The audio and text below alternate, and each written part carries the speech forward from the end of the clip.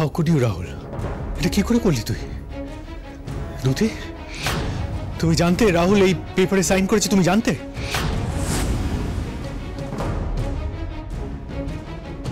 কি করে করলি তুই এটা? কেন করলি? কেন এভাবে আমাদের ঠকালি? কেন সাইন করলি বল? তোর কোনো আইডিয়া আছে তুই কত বড় ক্ষতি করেছিস আমাদের? আমি যা করেছি খুব ভেবেচিন্তে করেছি, কারণ আমার মনে হয়েছে এটাই ফেয়ার ডিসিশন। এটা ফেয়ার ডিসিশন? এটা কোনো ফেয়ার ডিসিশন না, this is called cheating. You have cheated on us, you backstabbed us. তুই জানিস তুই তোর পরিবারের কত বড় সর্বনাশ করেছিস? কেন করলি এটা তুই? কেন করলি? আমাদের ভালোবাসা স্নেহ কোথায় খামতি ছিল যে তুই এইভাবে আমাদের ঠকালি? ঠকিয়েছি? আমরা তোমায় ঠকিয়েছি এই কথাটা তুমি কি করে বলতে পারলে ঋদ্ধি? আর স্নেহ ভালোবাসা এই ওয়ার্ডগুলো তোমার মুখে কি করে? এতদিন তো নিজের পরিবারের দিকে একবার ফিরেও তাকাওনি, আমরা সামলেছি পুরোটা। তুমি শুধু নিজের আখেরটা গুছিয়েছো, দিনের পর দিন তোমার পায়ের তলায় রেখে তোমার হুকুমদারি করিয়েছো। দুতি, তুমি কার সাথে কি কথা বলছো ভুলে গেছো?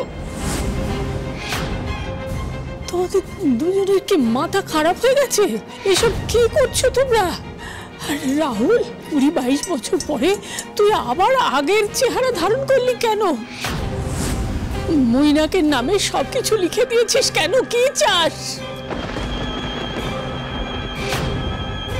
এখন ফুল অন ফ্যামিলি ড্রামা চলবে, চিৎকার চেঁচামেচি, দোষারোপ পাল্টা দোষারোপ, 100% এন্টারটেইনমেন্ট। কিন্তু সেটা শুধু আমার জন্য, তাই আপনি চলে যেতে পারেন। আপনি মে গো না। এই ছিল তোদের মনে? এতগুলো বছর ধরে এত রাগ, এত আক্রোশ পুষে রেখেছিস তুই?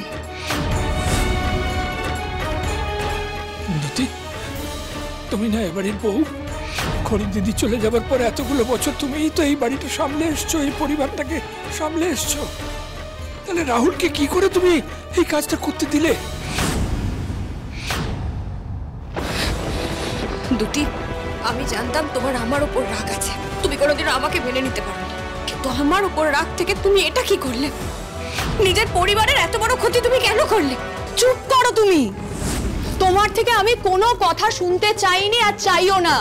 আর যেই সিচুয়েশনটা হয়েছে না তার জন্য তুমি দায়ী, তোমার জন্য এই সিচুয়েশনটা হয়েছে, সেটা বোঝো তুমি? দুটি, এসব তুমি কি বলছো? রুক্মিণীর ওপর তুমি নিজের অন্যায়, নিজের দোষটা চাপানোর চেষ্টা করছো, তোমার লজ্জা করে না? রুক্মিণী তো এই কিছুদিন হলো আমাদের পরিবারের একজন হয়েছে, তবুও মন প্রাণ দিয়ে আমাদের সবাইকে ভালোবাসে, আমাদের পরিবারের জন্য ভাবে মেয়েটা। আর তুমি এতগুলো বছর এই পরিবারে কাটিয়ে দিলে, তবুও আমাদের কাউকে তুমি আপন করে নিতে পারোনি। তুই এক্স্যাক্টলি, এটাই তো প্রবলেম, এটাই তো বোঝানোর চেষ্টা করছি। এই মহিলা আসার পর থেকে দিনের পর দিন আমার সাথে এটাই হয়ে এসছে, এটাই সত্যি। কতদিন তুমি আসুনি, কতদিন এই পরিবারের প্রত্যেকটা মানুষ আমায় ভালোবেসেছে, আমাকে আমার যোগ্য সম্মান দিয়েছে, আমি যে পরিবারের প্রতি কন্ট্রিবিউট করেছি সেটার জন্য রেসপেক্ট করেছে। তুমি দুদিনের আশা একটা মেয়ে আমার থেকে আমার সবটা কেড়ে নিয়েছো, সবটা শেষ করে দিয়েছো। এই পরিবারের অলক্ষী হয়ে এসেছো তুমি, শুধু তাই নয় আমার জীবনে গ্রহণ হয়ে এসেছো। এনাফ তুতি, এনাফ। অনেকক্ষণ ধরে তুমি রুক্মিণীর নামে জানো এটাই বলে গেছো, আর একটা কথা বলবে না, তাহলে কিন্তু খুব খারাপ হবে। কি খারাপ হবে বল? কি করবি তুই? রাহুল, ভুলেছ না ঋদ্ধিমান আজ একা নয়, আমরা সবাই ওর সাথে আছি। তুমি যে নোংরা চক্রান্ত তুমি আর দুটি মিলে করেছো, তার শাস্তি আমরা সবাই তোমাকে দেব। তুমি তুমি রুক্মিণীকে অলক্ষী বলার আগে নিজের কথা ভাবো, নিজের কুকর্মের কথা ভাবো। আর কেউ না জানুক, আমরা তো জানি, আমরা জানি যে এই পরিবারে আসার পরে তুমি কি কি করেছো। হ্যাঁ হ্যাঁ মা, একবার নয় বারংবার। মনে আছে প্রথম থেকে এই বাড়িতে ঢোকার পর থেকে বারংবার তোমার অন্যায়, প্রত্যেকবার পরিবারের কথা ভেবে, তোমাদের সবার কথা ভেবে সিদ্ধি তোমাদের ক্ষমা করেছে। ক্ষমা ভিক্ষা চেয়েছিলে না, ক্ষমা করেছে, তোমাদের এই বাড়িতে আশ্রয় দিয়েছে। 21 বছর পরে আবার নিজের আসল রূপটায় ফিরে এলে না দুটি, দেখিয়ে দিলে যে তুমি কি করতে পারো আর কি পারো না। এটাই ছিল তোমার আসল রূপ, দেখিয়ে দিয়েছো না? বিকিয়ে দিয়েছো নিজেকে এই রুক্মিণী আর ঋদ্ধির কাছে।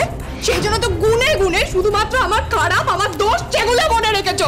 একটাও তো এতদিন ধরে এত স্যাক্রিফাইস করেছে এই পরিবারের জন্য, কিচ্ছু মনে রাখোনি। একবারে বললে না তো যেই কথাগুলো, শুধু খারাপটা মনে রেখেছো। দুতি, আমি কিন্তু শেষবারের মতো তোমাকে বলছি, বাজে কথাগুলো বন্ধ করো। আর আমার ঋদ্ধিমান আর রুক্মিণীকে অকারণে দোষারোপ করো না তুমি। না মা, না, আজ আটকেও না, আটকেও না ওদের। আমিও জানতে চাই যে কি এমন করেছি আমি, যে এই ঠকানোটা আজকে আমি ডিজার্ভ করি। বল রাম, কি দিইনি আমি তোকে? এই সিংহরায় পরিবার কি দেয়নি যার জন্য আমাদের আগেন্স্টে গিয়ে আজকে এই মইনাকে সাথে তোকে হাত মেলাতে হলো? বল। আমি আমার অধিকার পাইনি, আমি এই পরিবারের অংশ হয়ে উঠতে পারিনি কোনদিন। আমি সিংহরায় হয়ে উঠতে পারিনি, আমি রাহুল সেনগুপ্ত হয়ে থেকে গেছি। দাদু কোনোদিন আমার মাকে মেয়ের জায়গা দেয়নি, না তুই আমাকে কোনোদিন ভাইয়ের জায়গা দিয়েছিস।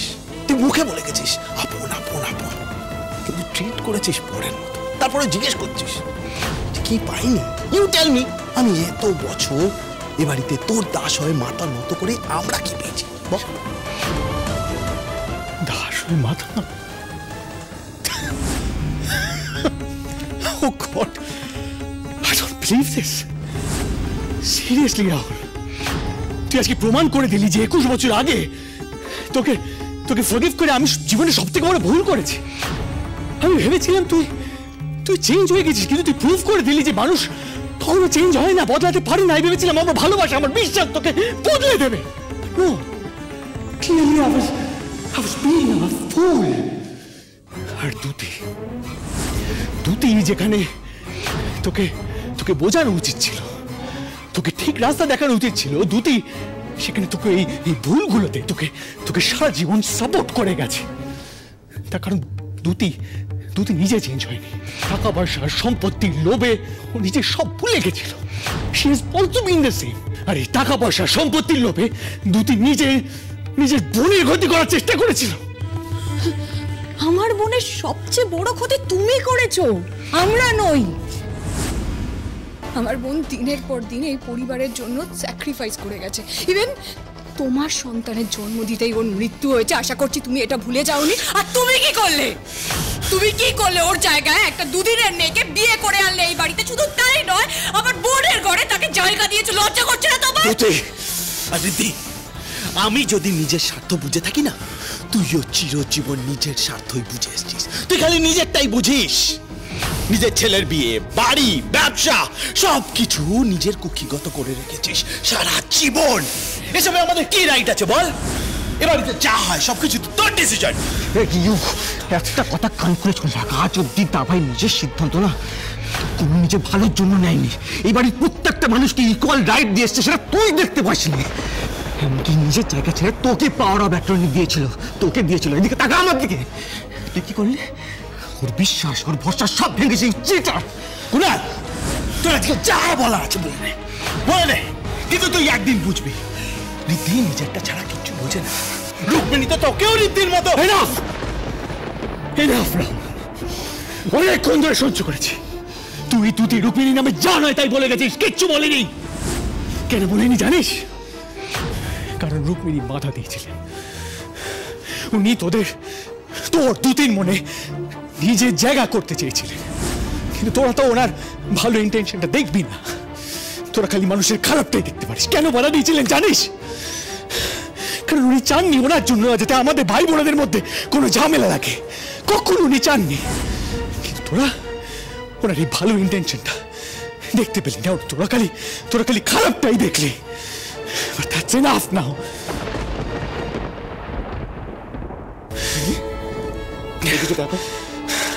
এটা তুমি কি করলে? গঙ্গার আমার উপর রাগ করে এমন একজন মানুষকে বিশ্বাস করলে যে মানুষটা বিশ্বাসের যোগ্যই নয়। I can't believe this.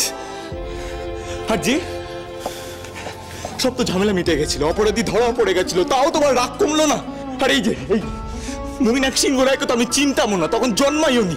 তবু যেইটুকুনি সবার কাছ থেকে শুনেছি সেইটুকুনিতে আমিও বুঝে গেছিলাম যে এই আমাদের পরিবারে ক্ষতি ছাড়া আর কিচ্ছু চায় না। তাহলে তোমরা বুঝলে না কেন? কেন আমাদের পরিবারকে বিশ্বাস রাখতে পারলে না?